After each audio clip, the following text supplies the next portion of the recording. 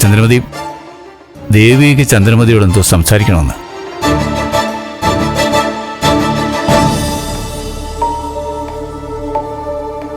ഇറങ്ങിപ്പോവാൻ ഞാനായിട്ട് പറയുന്നില്ല.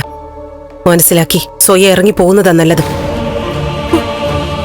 ചന്ദ്രമതി, ബലരാമന്റെ മരണത്തിൽ സിദ്ധുവോ ചന്ദ്രോത്ത് ആരെങ്കിലുമോ കുറ്റക്കാരല്ല. കേസ് മുന്നിലെത്തും മുമ്പ് തന്നെ ഹരിയേട്ടൻ വിധി പറയുകയാണ്. ചന്ദ്രോത്തുമായി ഹരിയേട്ടനുള്ള ബന്ധം അറിയാം. എന്നുവെച്ച് ഒരു കൊലയാളിയും കുടുംബത്തെയും ഇത്ര പച്ചയ്ക്കങ്ങ് രക്ഷിക്കാൻ നോക്കല്ലേ. ഹരിയേട്ടനെതിരെ പരാതി കൊടുക്കേണ്ടി വരും. ഞാനൊരു ജഡ്ജിയായിട്ടല്ല ചന്ദ്രമതിയോട് സംസാരിക്കുന്നത്.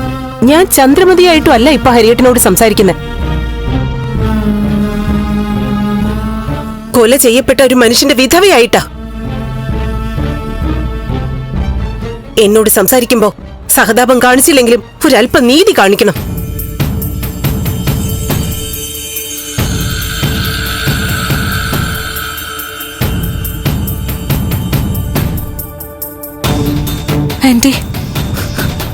നിങ്ങളൊരു ജഡ്ജിയല്ലേ?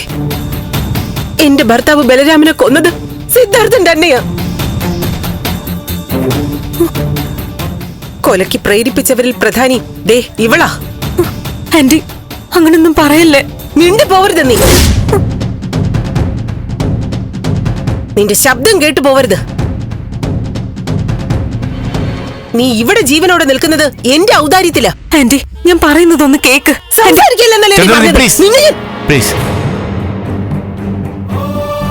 ദേവികെ, ഞാൻ സംസാരിക്കാം. ആരും സംസാരിക്കണ്ട. എന്റെ മീരെ കൊന്നത് പ്രകാശായിരിക്കും.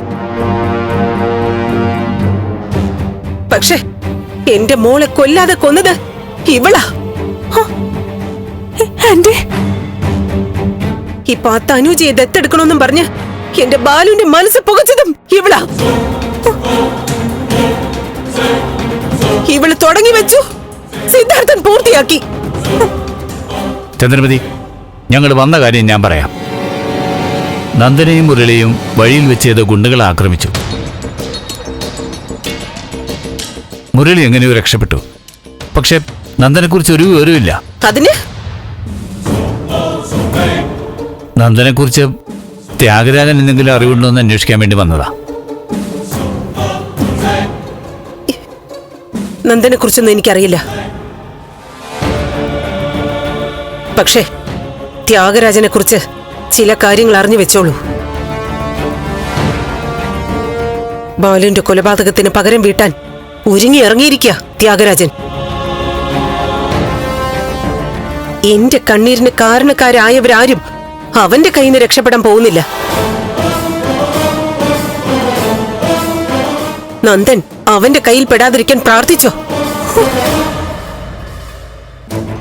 എന്താ ചേച്ചി?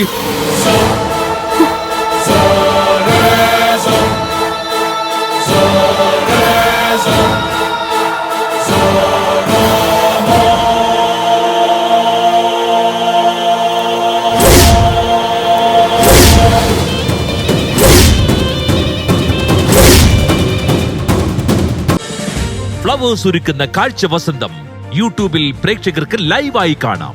ഫ്ലവേഴ്സ് കോമഡിയിൽ ജോയിൻ ചെയ്യൂ, ആസ്വദിക്കൂ.